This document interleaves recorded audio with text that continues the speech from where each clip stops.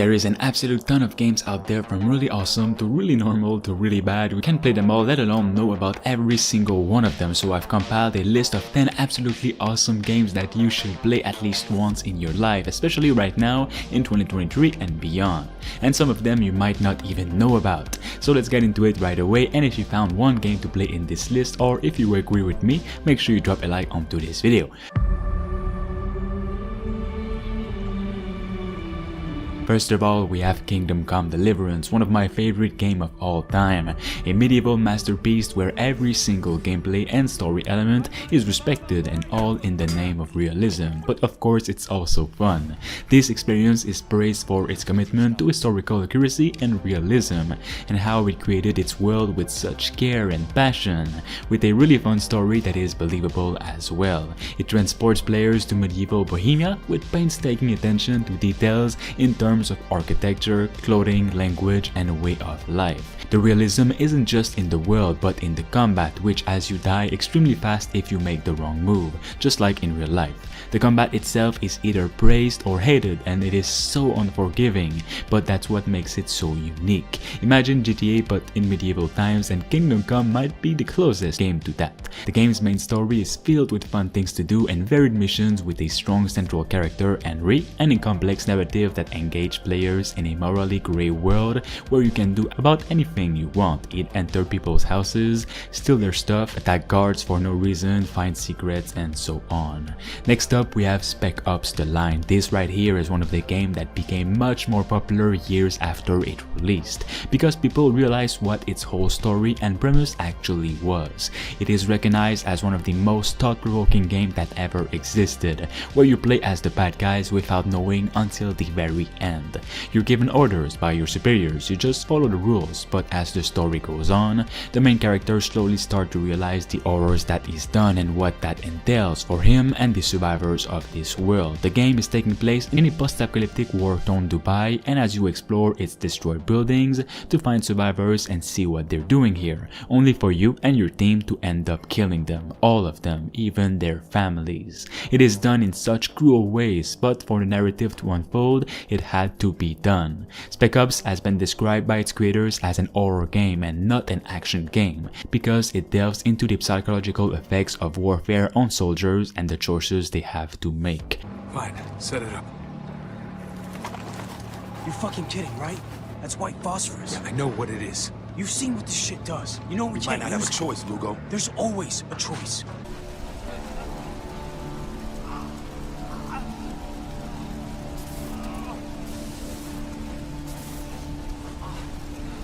You brought this on yourself. We were helping. What?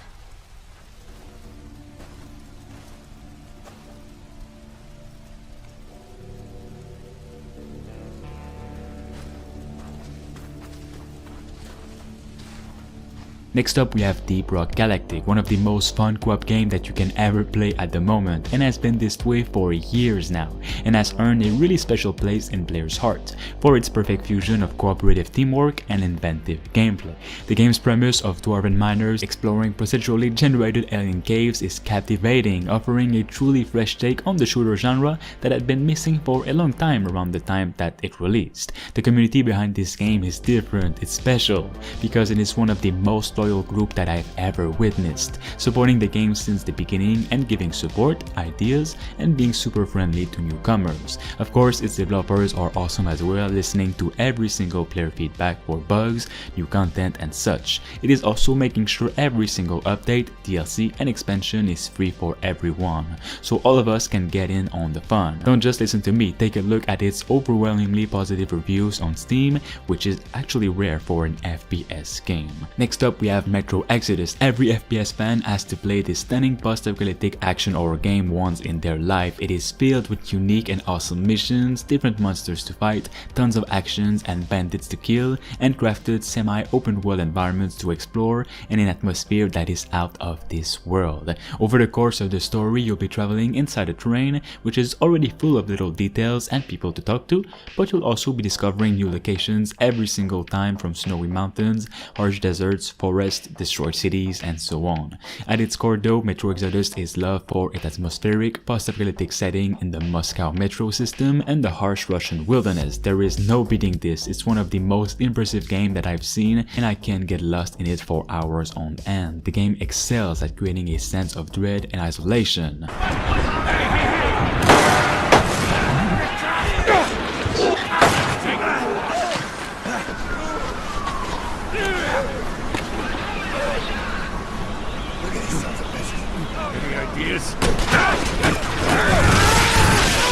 Next up we have Kane and Lynch 2. Now this game has been either loved or hated. I don't think there's an in between, but what I absolutely loved about it is how it tried something different and stood out from the norms of the time with action games. This game is ugly, it's glitchy, it's disgusting, and it's brutal, and it's all been made on purpose by its developers because they wanted people to know how violence really feels like. You're killing endless people, but it's taking a toll on you and its characters, and it doesn't feel awesome like with other games. While some players appreciate this game, others find it lacking in various aspects like the length of the game and the controversial elements, though it is praised for its unique visual style resembling shaky cam documentary footage, which adds to the game's frenetic atmosphere. Additionally, its focus on the morally flawed and deeply human protagonists, Kane and Lynch, offers a departure from more conventional video game characters.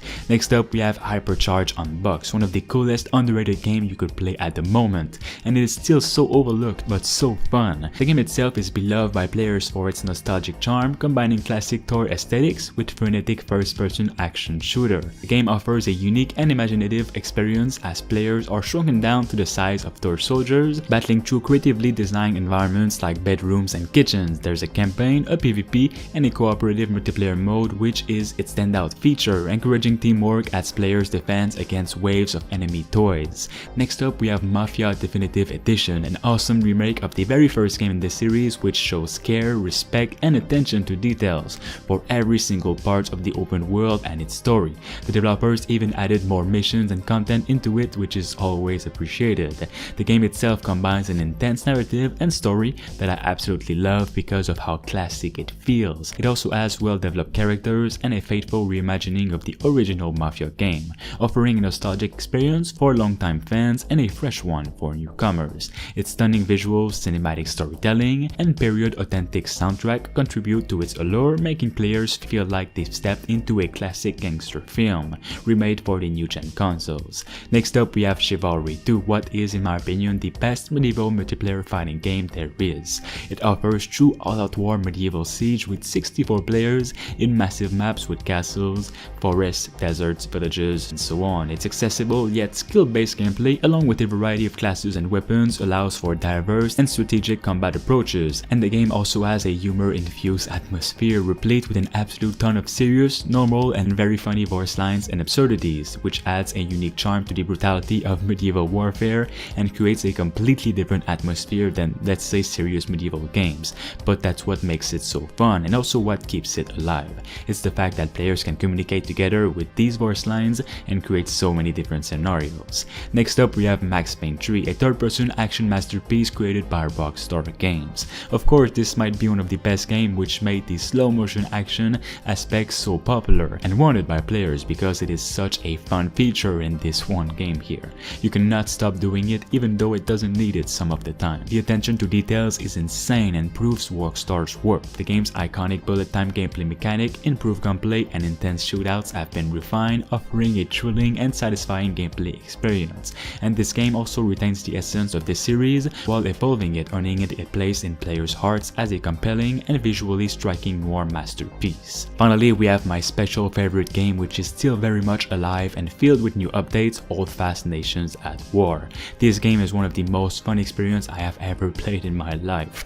Myself not being really interested in the Napoleonic War or anything of the sort, I found myself falling in love with this experience. There's one thing that makes this game stand out and why it is still live after so many years is the proximity voice chat.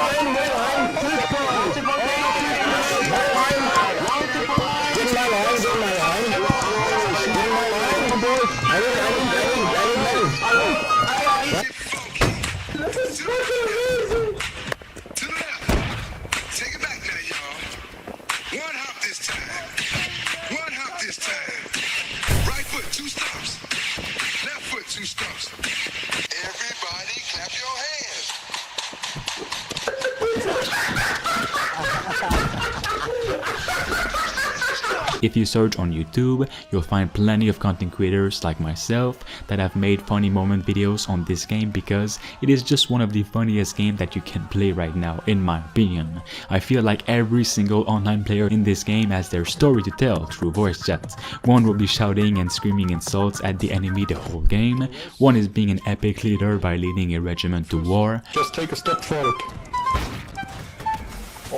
Holy shit. One is destroying people's ear with bad music. One is talking to himself. One is racist. One is very friendly and will want to be your friend. And one will just say nothing even though he has a mic. There's just so much life to Holdfast. I sincerely hope it never dies because the moments that you can have in it is out of this world. It's actual memories that I will never forget. Your property is being seized by the state. What for? What's it being seized for? Being seized for? Hello, I see you, sir.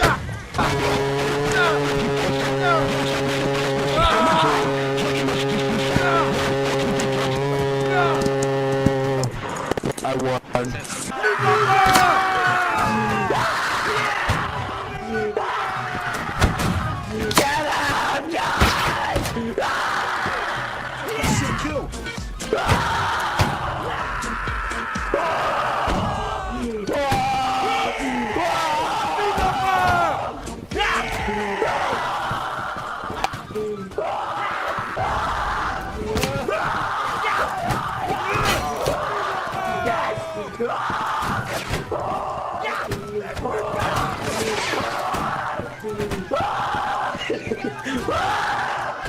Guys, come right. For more videos just like this one on games that you have to play, make sure you guys like this video right now and of course subscribe and let me know. Instead of another room, in rocky countryside. From behind a large pile of rocks, he could see smoke rising. Wow. Feeling brave in his red armor.